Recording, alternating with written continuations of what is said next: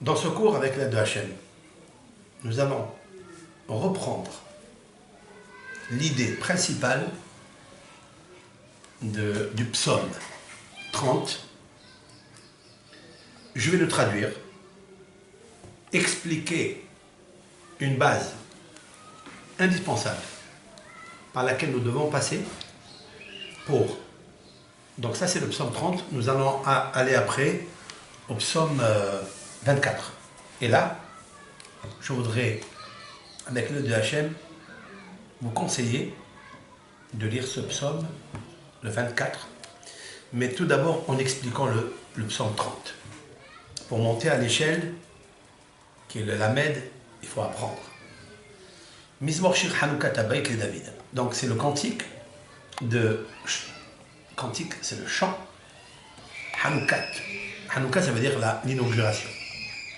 Le plus grand hinour, c'est la personne. Si un homme, il s'éduque. L'éducation, ça veut dire s'habituer à lire un psaume, à mettre la main sur la mezouza, à faire la Netilat Yadayim, faire les mitzvot de la Torah, à l'étude, à la tzedaka, etc. Habayit le David. Qu'est-ce qu'il dit David dans ce psaume?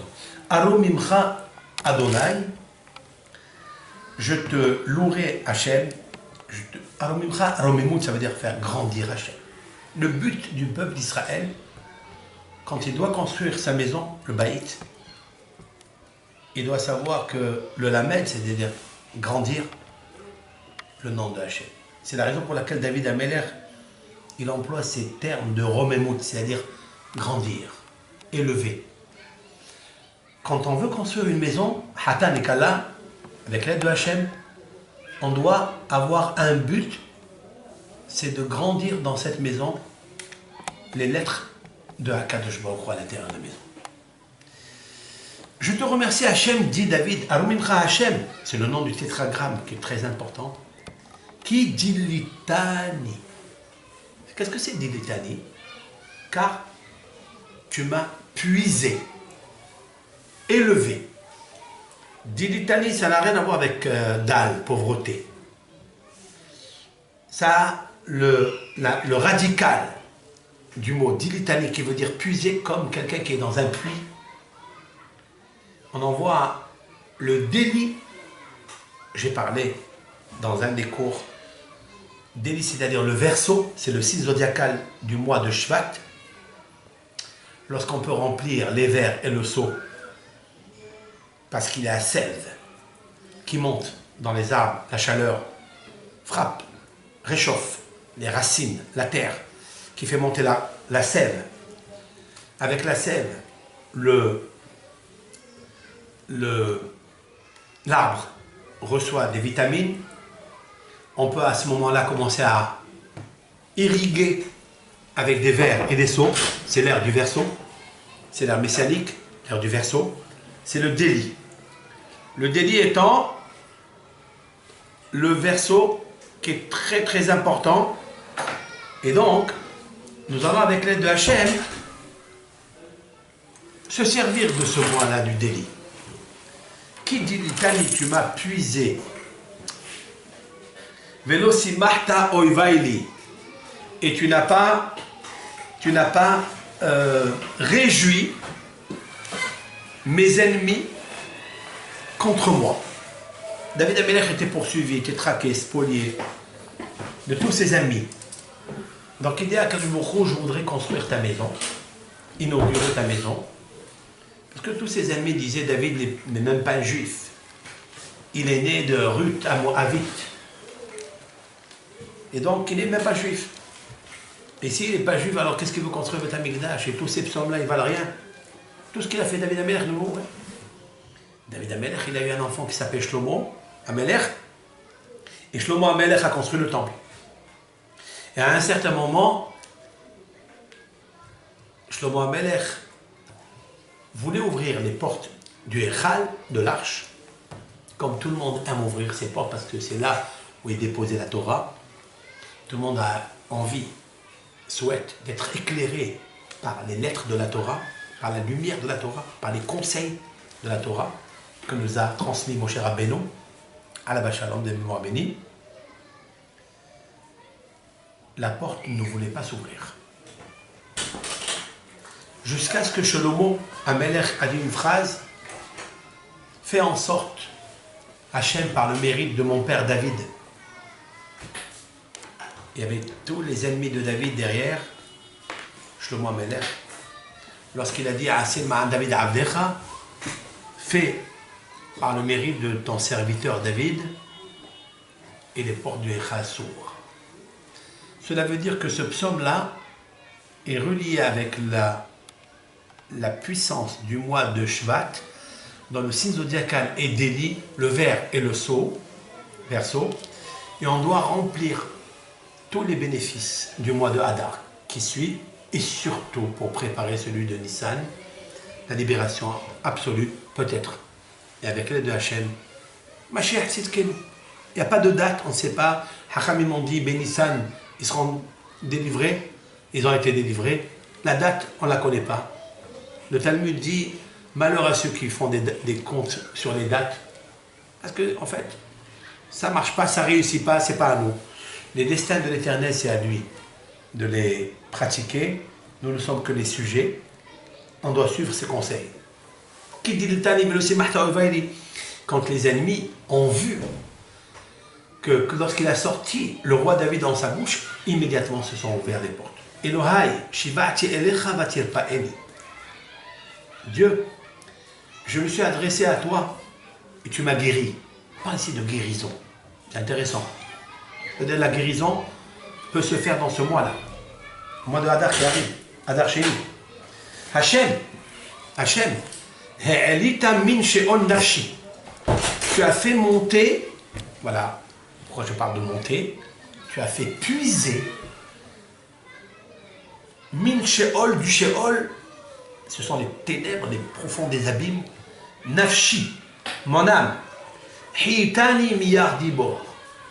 Tu m'as fait vivre de ne pas descendre dans les puits. Zamerul Hashem Hasidav, chantez Hashem, tous ces pieux, les Hodou, les Erekocho, et louer le souvenir de sa sainteté. Donc je ne vais pas continuer tout le psaume. En tous les cas, ce psaume-là, il est très très intéressant. Nous ferons un cours spécialement pour expliquer chaque mot, chaque phrase, toute la puissance qui se cache derrière, toutes les découvertes secrètes qui se cachent derrière cela. Maintenant, chers amis, regardez avec moi délit. Voici le délit, j'avais parlé dans un cours, donc je reprends, parce qu'il nous faut se servir de ce verso pour remplir les influences qu'il nous faut. Le mois d'Adar bête. Je vous ai dit que Dalet, délit, ça s'écrit comme ça. Dalet, Lamed, Yod. Donc le délit suit le Dagim, s'il précède le Dagim. Vous voyez, quand on pêche des poissons, où on les met? Dans le seau. Nous allons voir avec quelle canne à pêche on va pêcher ces poissons. Ça veut dire tout ce qu'il y a dans le ventre, toute la joie qui se cache dans le ventre du mois de Hadar, qui est le poisson. Hadar bête. Je trouverai que la valeur numérique, je vous l'ai dit déjà, c'est Mafteah. Mafteah, ça veut dire la clé. Mais il y a des clés qu'on n'a pas données à l'homme, ni à un ange. Tout, Akadosh Baruch Hu l'a donné à ses sujets, à ses anges, qui servent le monde. C'est le vent, c'est l'air, c'est la mer, c'est tout ce qui est dans ce monde, ce sont des anges de Akadosh Baruch Hu. Même les animaux, ce sont des anges de Akadosh Baruch Hu qui servent Akadosh Baruch Hu pour le bien et des fois pour le contraire. Un scorpion peut tuer parce que Dieu l'a envoyé pour le faire.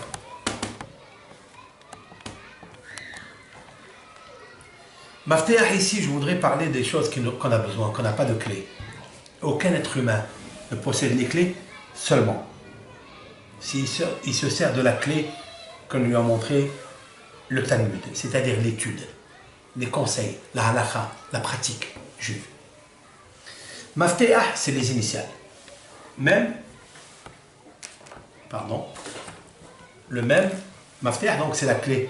Mafteah, c'est Matar. Matar, c'est la pluie. On peut l'écrire avec Tav, Matar.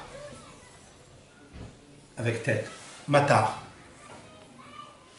Après, Matar, c'est la pluie. La pluie, elle est indispensable. C'est incontournable. La Gemara nous dit que la Parnassa, c'est la pluie. Dans le traité de Ta'anit, quand on parle de la Parnassa, c'est Matar. C'est la pluie. Après, vous avez le fait Parnassa. Le fait, c'est la Parnassa. Parce que la pluie doit descendre. Ça, c'est Akadosh Baruch Hu qui a les clés. S'il est clément, il fait descendre la pluie. Après, vous avez la Parnassa, parce que quand il y a des gens, on fait pousser les fruits, la récolte, le blé. Ce qu'on a besoin, ce qui est indispensable, ce qui est vital. Vital. Après, vous avez le Tav, Tehiyah. Tehiyah, ça veut dire la vie. La vie. La longévité. La vie dépend aussi de Akadosh Baruch Hu. Et vous avez aussi le Het, c'est Haya. Haya, c'est la sage-femme. Qui parle de sage-femme, on parle de femme sage. Cela veut dire les enfants. Gynécologue qui va accoucher de l'enfant du matar, de la matrice. Parce que même ça, même un enfant qui descend ici dans ce monde, il est obligé de descendre par une pluie qui se déverse, une pluie de rosée, de bénédiction, qui est comparée à cette pluie qui irrigue et qui fait vivre le monde. Je répète, regardez ce que m'a donné le mot délit, qui est le verso. Il m'a donné cette numérique qui est Mafteah. Je vous ai expliqué que le Mafteah, c'est aussi Tav, Lamed, Mem, Vav, Daled, c'est-à-dire Talmud.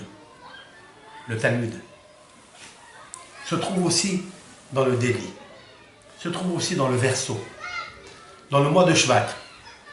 Je m'arrête ici, c'est très important, pour expliquer que Moshe Rabbeinu, quand il a voulu expliquer la Torah à l'âge de 120 ans, il s'est servi du mois de Shevat pour commencer à expliquer la Torah. Pourquoi? Expliquent les commentateurs, de la même façon que Akadosh Baruch Hu, il irrigue le monde à Tou Bishvat, puisqu'on a les deux fruits, le mariage. Il n'y a pas eu de meilleur jour pour Israël, dit le Talmud, comme Tou Bishvat, c'est-à-dire le 15 Shevat.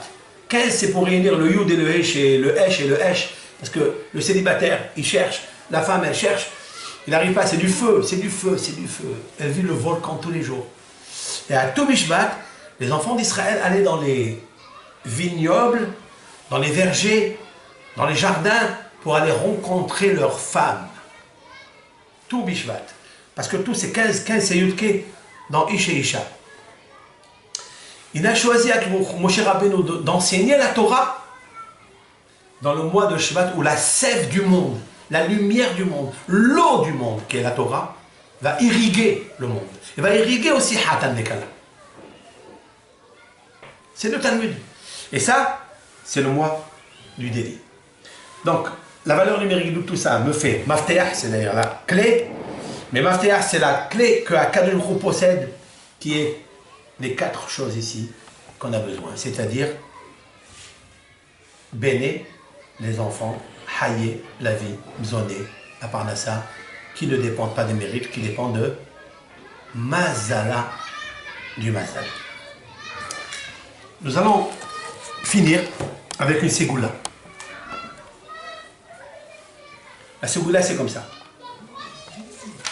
Vous regarderez que ici, dans le psaume 24, ce psaume, en fait, nous dit que comment le tzaddik, c'est le peuple d'Israël, tout le peuple d'Israël tzaddik, hommes, femmes, vieillards, enfants, nourrissants, le peuple d'Israël, c'est des tzaddikim.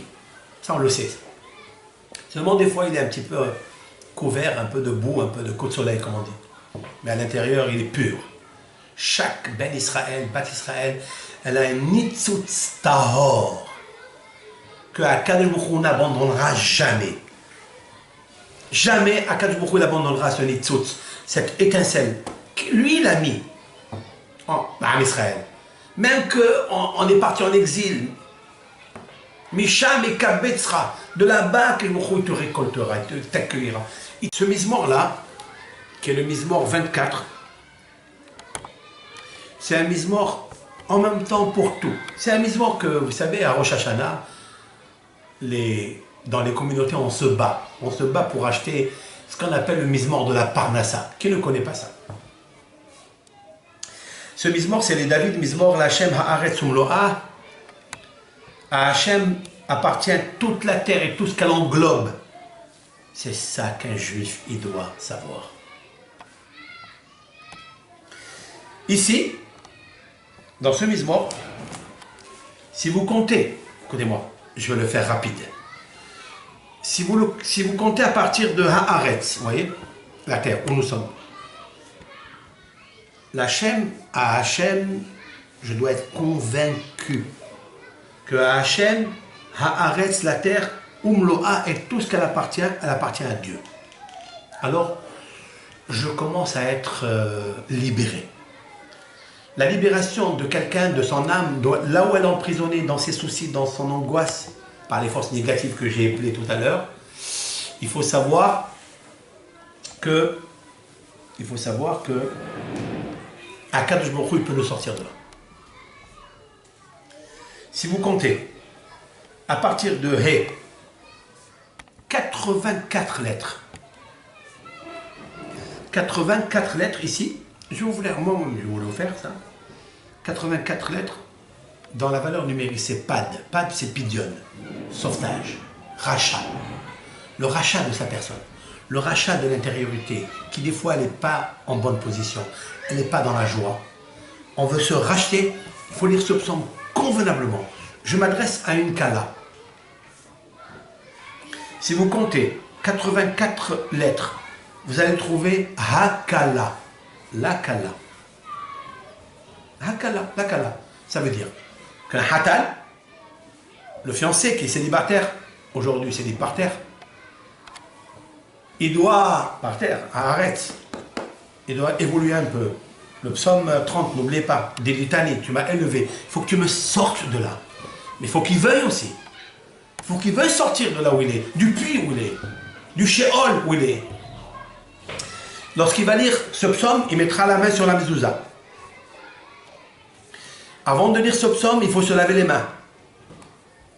L'ablution des mains. 3 fois sur chaque main, même si ce n'est pas alternativement, même si c'est suivi. Pas grave. Mais 3 fois. Il récitera, écoutez bien, un verset très important que je vous marquerai dans le tableau, dans le commentaire. Lev tahor bera li Elohim veruach nachon hadesh bekrebi. Un cœur pur crée en moi Hachem et un nouvel esprit renouvelle en moi. En moi, c'est pas ici, à l'intérieur, bekirbi, en mon sac, à l'intérieur de moi, dans mon intériorité. 7 fois. Pourquoi 7 fois? Lev, Tahor, Bera, la fin des mots c'est Bara. Bara c'est créer. Bara c'est BR. BR c'est puits. Je me sers du verseau pour aller puiser quelque chose du puits. Très important. Qu'est-ce que je veux puiser de ce puits? Le puits c'est le mois de Hadar, bête, qui est suivi tout de suite après le signe zodiacal du verseau, d'Élie. Je vais aller puiser ma Kala en lisant ce psaume immédiatement. Je me lave les mains, je répète, je me lave les mains. Je dis 7 fois le psaume, il se trouve dans le psaume 51, verset 12. Lev tahor bera li Elohim. 7 fois.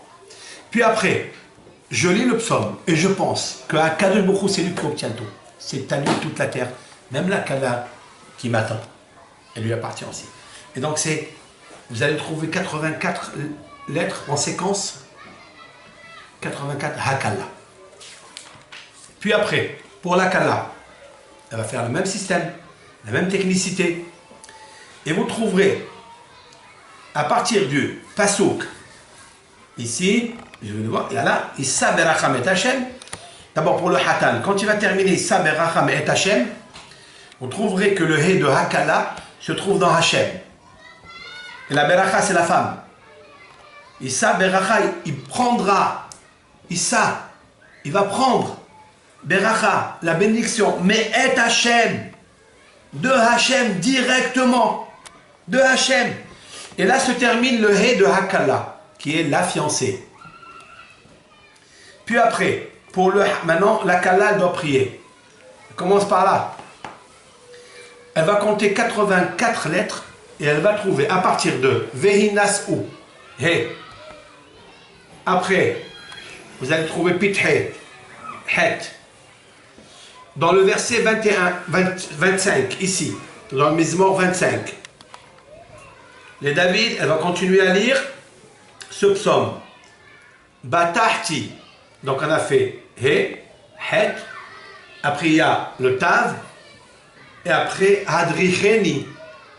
Hachem, conduis-moi Ba'amitecha dans ta véracité, dans ton intégrité.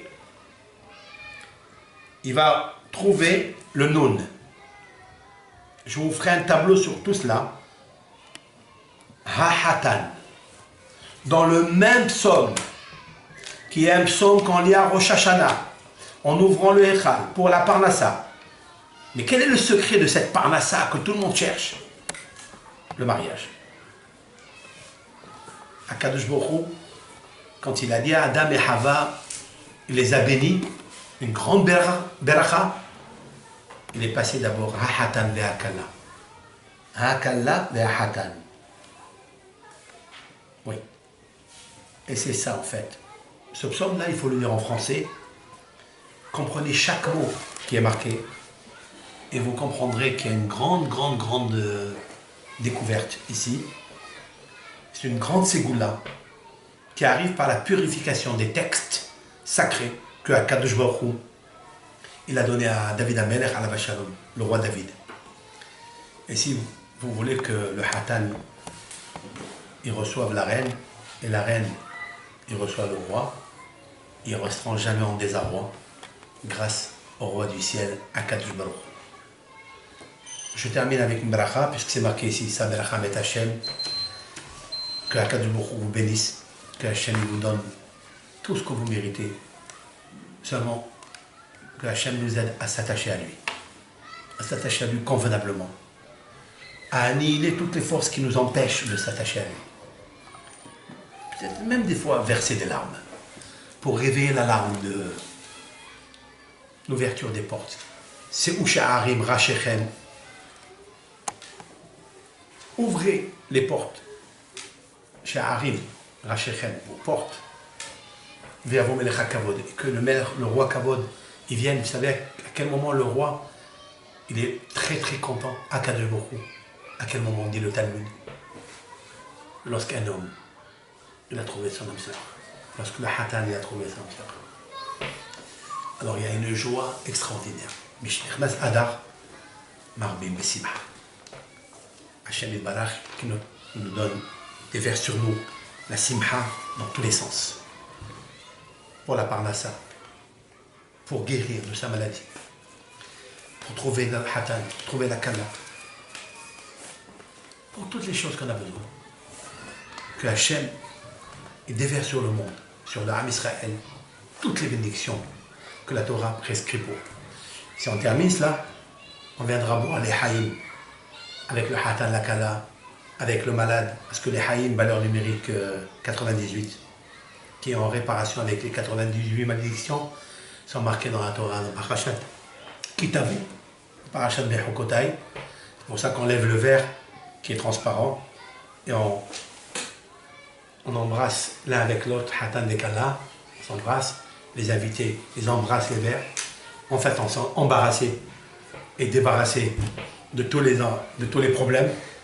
Et on dit les haïm, c'est les haïm, valeur numérique, les haïm 98, qui annihilent les 98 malédictions dans la valeur numérique Gehinam. L'enfer, c'est l'enfer de rester sans rien faire, car la Torah, elle nous dit il faut faire et après savoir. C'est Vilishma, mais il faut savoir faire et le faire, savoir comme on le fait ici. Kol Tov Lachem, Bracha Vetzlacha.